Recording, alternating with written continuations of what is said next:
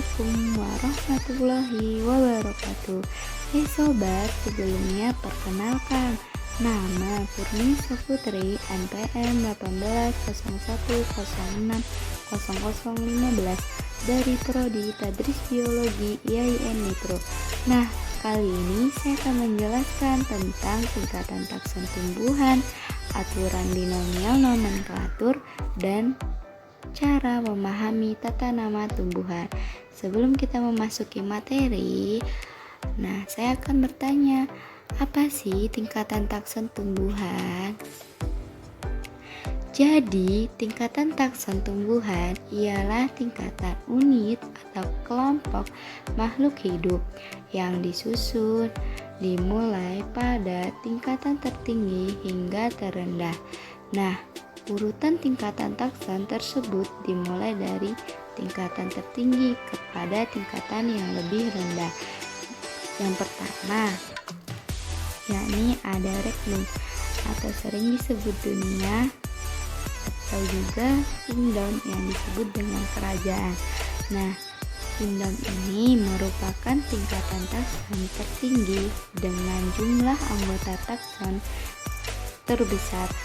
Organisme pada bumi dikelompokkan menjadi beberapa kingdom, antara lainnya yakni ada kingdom animalia atau sering disebut dengan hewan, kingdom plantae atau tumbuhan, dan kingdom fungi atau jamur, dan kingdom monera atau sering disebut dengan organisme uniseluler tanpa nukleus. Dan terakhir ada kingdom protista, sering disebut dengan eukariotik yang memiliki jaringan sederhana. Selanjutnya ada juga filum, bahasa Indonesianya filum atau divisio atau divisi.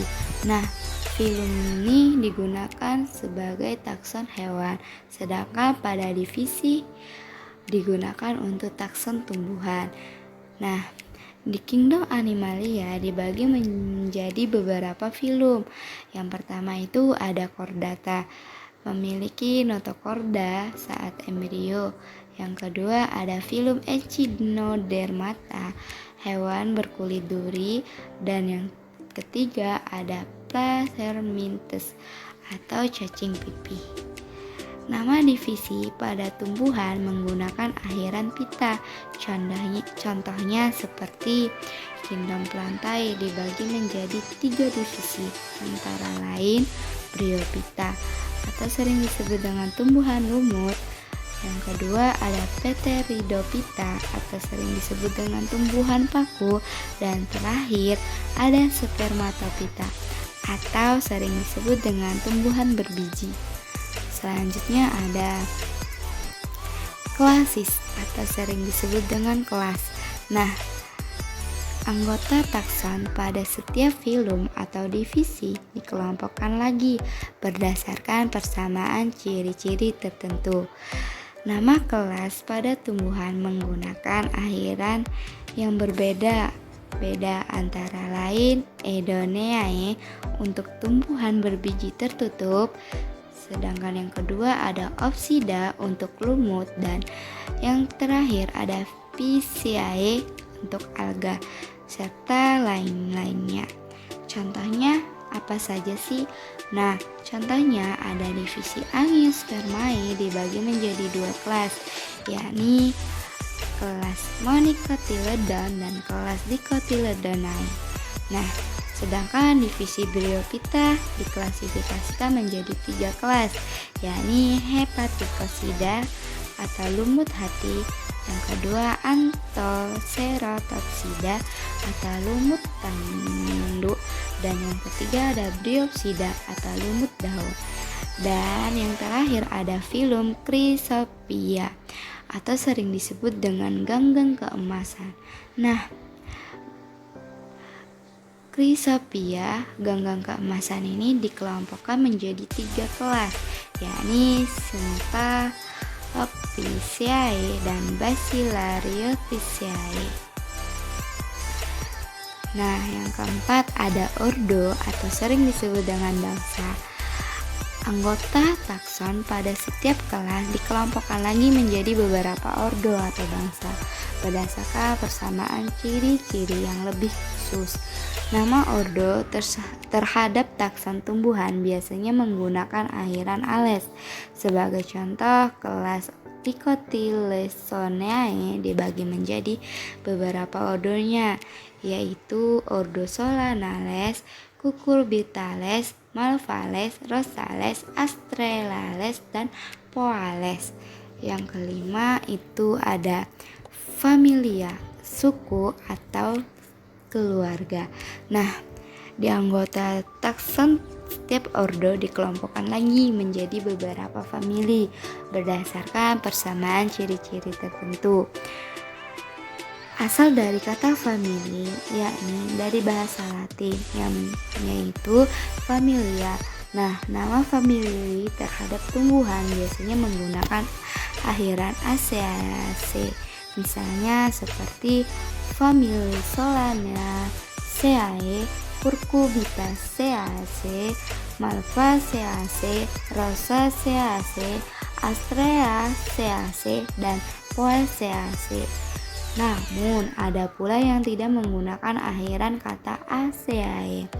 Misalnya seperti Compacitae, nama lain dari Asteraceae, dan Graminae, nama Latin dari Poaceae.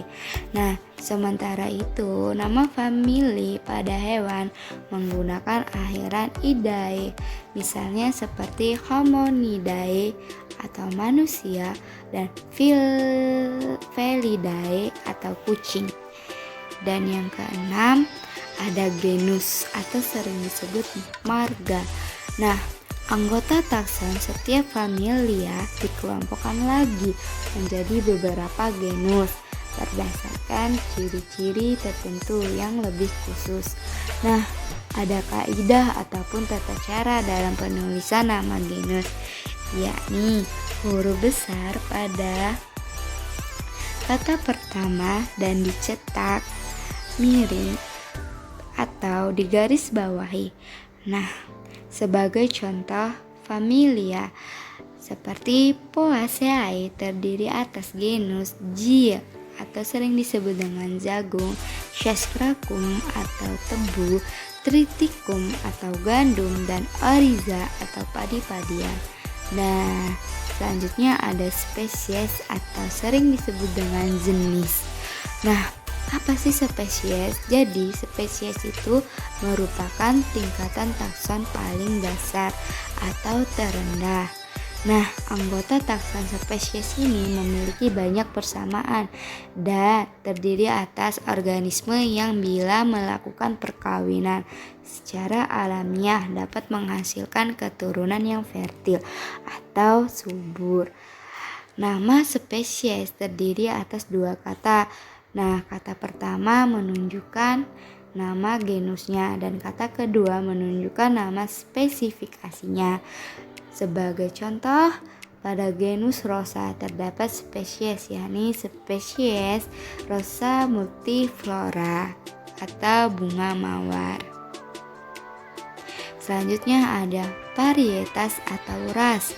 Nah, pada organisme satu spesies terkadang masih ditemukan perbedaan ciri-ciri sangat jelas, sangat khusus atau bervariasi sehingga disebut dengan varietas kultivar atau ras. Nah, istilah dari varietas dan kultivar digunakan dalam spesies tumbuhan, sedangkan istilah dari ras digunakan dalam spesies hewan. Varietas dapat juga diartikan sebagai secara botani dan secara agronomi.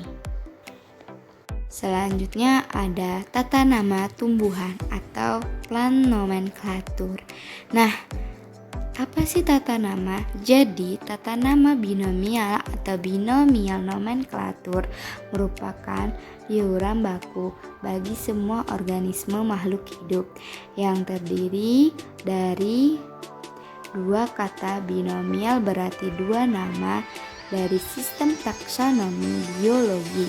dengan mengambil nama genus atau marga dan nama spesies atau jenis. Nah, penamaan organisme pada saat ini diatur dalam beberapa konvensi seperti Peraturan Internasional bagi Tata Nama Biologi ICBTI bagi tumbuhan, beberapa alga, fungi, dan sejenisnya. Sedangkan Peraturan Internasional bagi Tata Nama Zoologi disebut ICZTH bagi hewan dan Peraturan Internasional bagi Tata Nama Prokaryotik sering disebut dengan ICNP. Nah, bagaimana sih cara memahami tata nama binomenklatur? Nah, cara memahami tata nama tersebut ialah dengan nama yang dipakai adalah nama baku yang diberikan dalam bahasa Latin atau bahasa lain yang dilatinkan.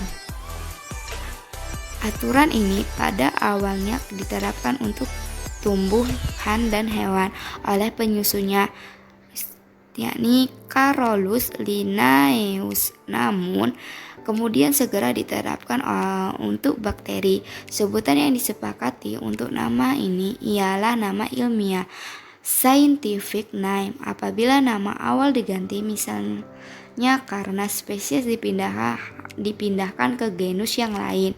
Kedua, sistem tata nama menggunakan tanda kurung parentesis yang mengampit autor awalnya. Contoh tumbuhan seperti Amaranthus retroflexus L. L adalah singkatan baku Linnaeus. Sedangkan hewan, yakni Passer domesticus Linnaeus 1758. Nama asli diberikan oleh Linnaeus sebagai Fringilla domestica, tidak seperti ICBN. ICZN tidak memerlukan penulisan nama orang yang memindahkan nama spesies ke genus lainnya. Dalam contoh ini ke genus Passer. Selanjutnya, aturan penamaan dalam biologi, khususnya tumbuhan, tidak perlu dikacaukan dengan aliran lain yang berlaku bagi tanaman budidaya atau sering disebut dengan Peraturan Internasional bagi Tanaman Budidaya atau sering disebut ICNCP. Nah, adapun asas-asas sebagai berikut. Yang pertama ada asas kedua. Nah, asas kedua ini penerapan nama-nama takson yang ditentukan dengan perantara tipe taksonnya. Yang kedua, asas ketiga, tata nama takson didasarkan atas prioritas publikasinya. Dan yang keempat, yang ketiga, asas 4. Setiap takson dengan sirkumskripsi dan tingkat tertentu hanya dapat mempunyai satu nama. Yang benar ialah nama tertua yang sesuai dengan peraturan, kecuali dalam hal-hal yang dinyatakan secara khusus. Dan terakhir, asas kelima. Nama-nama ilmiah diperlakukan sebagai bahasa Latin tanpa memperhatikan asalnya. Sekian, terima kasih presentasi yang sudah saya jelaskan. Mohon maaf apabila ada salah kata. Saya akhiri. Wabillahi taufiq wal hidayah. Wassalamualaikum warahmatullahi wabarakatuh. Semoga bermanfaat. See you.